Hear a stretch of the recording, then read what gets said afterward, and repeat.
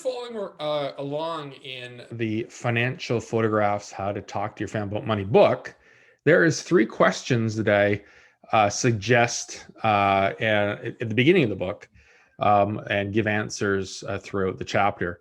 But I thought I'd just start off before we get into the actual reading of the book and go over the 3 questions just for you to ponder before you read the chapter and of course after, but just the 3 questions and we can go from there. So the first question to initiate a conversation is, what is one picture that you will be sure to show your children when they are older?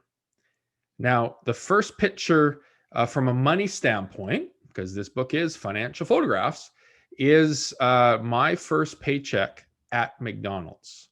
I was about grade 10, I think, when I first started working at McDonald's. Well, I did babysitting and stuff before that, but I got a job in Surrey, British Columbia at McDonald's, and my starting wage was $3.15. Yes, $3.15. So that would be the first picture that I got a picture in the album with my uniform and all that stuff. But, that would be my first picture. What is yours? Or is there a few that you would be showing your kids? I do it more of a teaching perspective because this is the first job. And of course, depending on when you're watching this video, minimum wage is a little bit higher than $3.15. But there we go. Question 2 is, what is one picture that you wish you had in your album but didn't? Now, I'm not going to blame my mom and dad about this or my twin sisters, Debbie and Diana, but there's a picture that I wish I had in my album. And that picture was of a family trip to Disneyland. Yes, back in 1985, I think it was. My parents sat us 3 kids at the time down and said, "Hey, Kevin, Lisa, and Darren, guess what? We have a great big announcement." And sarcastic as I did or whatever, I'm thinking, oh, we're going to Disneyland. Yes, we're going to go see Mickey Mouse. Little did I know that my parents were going to announce that my mother was pregnant. Yes, we were going to have another sibling that was 12 years younger than me. But I, in my sarcastic form, said, oh, yeah. See, a little backstory here. There's a lot of twins in our family. So my mom's a twin, grandma's a twin. And then I was sarcastic and said, hey, yeah, you guys are probably going to have twins, right? And I guess my parents were going to tell us that. But yes, indeed, my mother was pregnant with twins, which turned out to be Debbie and Diana. And I won't say because of them, because, I can go to Disneyland if I want to myself. But back then, my twin sisters prevented the picture of Disneyland in my photo album. So anyways, I love you, Debbie and Diana. And the third question is related to things that happen in life, but back in 2014, when this book was published, I was married.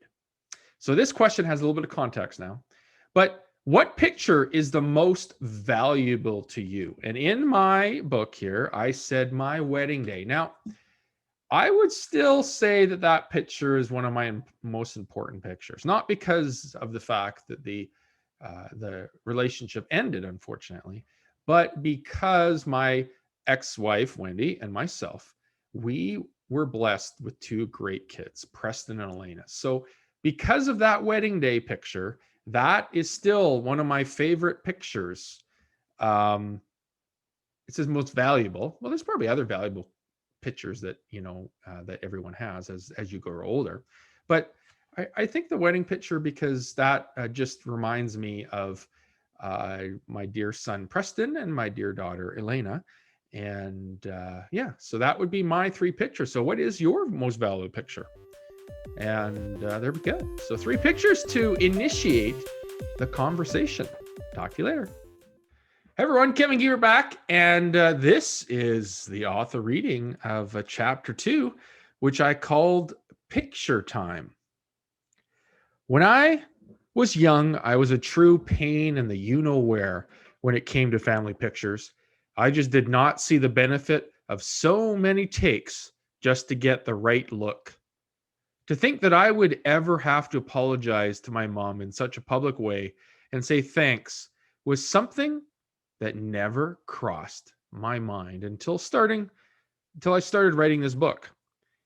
And Mom, I stand on the highest mountain to tell everyone who can hear, I am sorry. Some people just don't get my humor, right, Mom?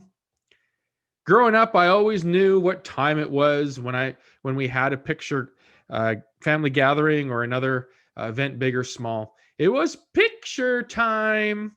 I hated having my picture taken again and again, just in case I shut my eyes or even dared to make a funny face. I even went to great lengths one year and got a buzz cut the day before a family picture. That did not go well with my mom, no. Where were digital cameras in those days?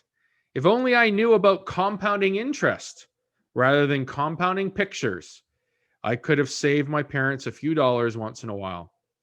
We always joked as a family that my mom must have made the Photoshop rich, the guy rich, with her business alone. Maybe even twice or three times as rich, due to the doubles and triples that were always ordered and stored away for future references, i.e., my book. What I didn't know was that some of the photographs would be for my benefit years later. To this very day, when a camera goes off, I can't help but ask, are you sure you don't want to take another picture? Or I just keep a never-ending smile on my face.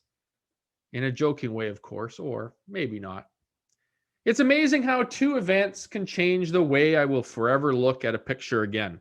The first event was a birthday gift from my grandparents, and the other was the birth of my son, Preston, who is at this reading 13 years old. It was my 30th birthday, and my wife, Wendy, had organized a small birthday party for me, as it was very important for her to celebrate this event, as I was first to turn 30. Or maybe it was just a dry run to show me how to help her mom with her 30th birthday 121 days later. Either way, I would have just as well passed it off as just another day, or maybe wait to celebrate once I was over the hill at 40. After happy birthday was sung and the candles were blown out, yes, every last one, no girlfriends, I was given a present from my grandparents. The gift was an album with a picture of my grandma, all smiles, sitting on a couch with me. I must have been 13 years old or so, with a great non-hairstyle. As I opened the album and looked through it, tears filled my eyes as I realized what kind of priceless gift this was. I guess you are never too old to cry. At least they were happy tears. The album started with a picture of my grandparents' wedding day, with my grandpa sporting a mustache I wish I could grow. Also included were pictures of my years growing up, my first haircut, first tooth lost, and ended with a picture of my wedding day with my beautiful bride, Wendy. You are never too big to give your grandma a hug, so I did once my tears were wiped away. I often look through this album to take some time from a busy day and remember the many events through my life. As the birth of my son Preston was fast approaching, I was looking for something special that I could give him as he got older. Being a sports nut, I thought of an annual hockey card collection. Remembering my childhood when I took those Gretzky rookie cards and attached them to the spokes on my bike. Some of you just might be thinking of the money I lost with that. If I only knew what kind of financial mistake that would be. I should have kept them in all mint condition. At least we have one near mint number 99 rookie card in the family. I'm sure my brother Darren would say he owns 51% of the great one. I remember visiting my grandparents as a child for family gatherings and viewing a slideshow of pictures a number of times. So I decided that it would be a great idea to buy a camcorder to capture my son as he grows up so that he would have both video and pictures of his childhood when he gets older. He can't stop smiling and is okay with pictures so far. I am sure by the time he is in his adult years, everything will be in 3D or 4D or 5D or whatever D it is. Why do I talk about pictures? It has turned out to be my way to teach others about the importance of financial planning. As a financial planner, I work with people from all walks of life, looking at the financial pictures of their lives that are great, but it's at times may need a retake or two. Everyone wants that picture perfect, but it is usually hard to get. Taking a picture helps us remember a specific time or event in our lives. If you were to develop your own financial planning album, what would the pictures look like? Would you want to skip over a few pictures that you wish that you could have retaken? Is there something you wish you would have experienced in the past but didn't? So there's no picture available? A trip you were hoping to take but decided it was best to save your money instead? A financial decision made that was hard at the time? Do you have a picture of graduating with your university degree? How many hours did you put into your accomplishment? It could have been for personal achievement or to have a better opportunity to career of your choosing. Do you have a picture of your first check from your first job? It maybe wasn't worth much, but it most likely taught you spending and saving habits without you even realizing it at the time. Do you recall a picture that your parents may have taken of you studying during high school? Maybe it was reminding you of your dedication to your studies that enabled you to receive a scholarship that saved your parents a few dollars of tuition money in building your future at the same time. Do you have a picture from a car show that you attended?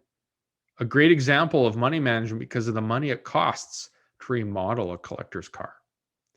The pictures that you will see in financial photographs are meant to help you insert a similar example from your life to make the chapter as personal as possible. Personal in a way that will best relate the specific financial planning topic to your unique situation. And that was chapter 2, picture time.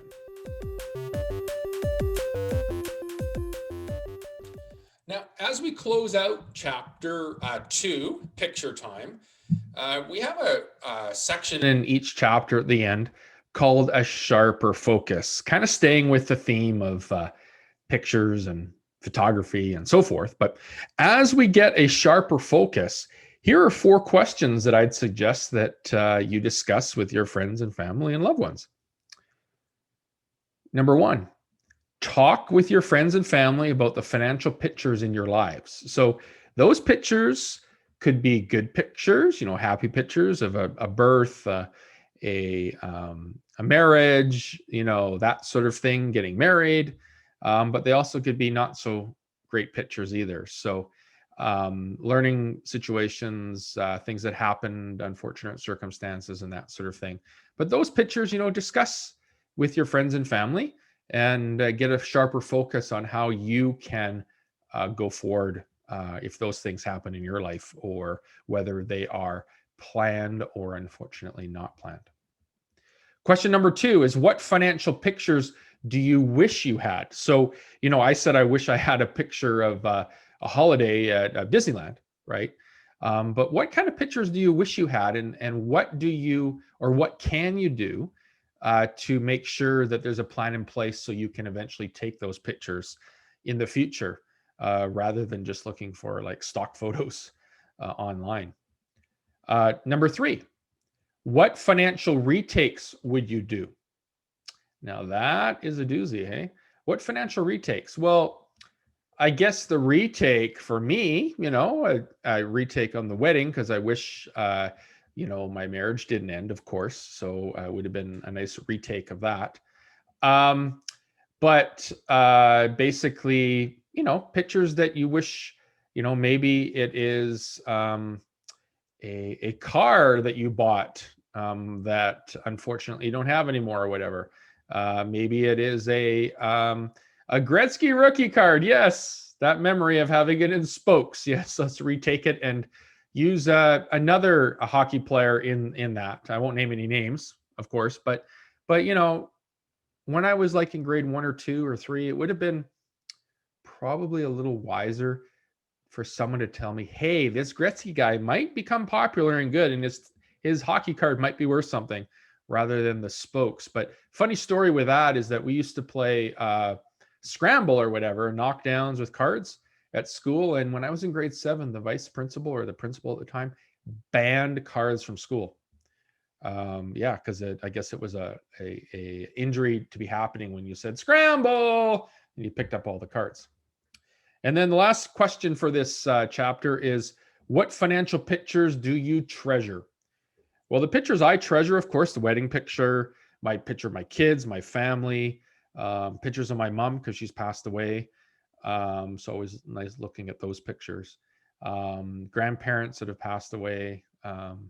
Just pictures of my book being published. I remember a picture taken when my cousin had put together my first website. Pets, tons of pictures. When I bought my house after my marriage broke off, our divorce was finalized, a picture with my dad, because he's been very supportive with me all my life, but just especially since the divorce. So it was great to have a picture with him holding the key, because he was influenced or helping me to through the rough times to get my feet back and be able to get in my new house and so forth. So anyways, think of some pictures that would be treasured. So there's other questions, but those are just 4 to take a sharper focus so that you can have a sharper focus with your financial planning conversations going forward.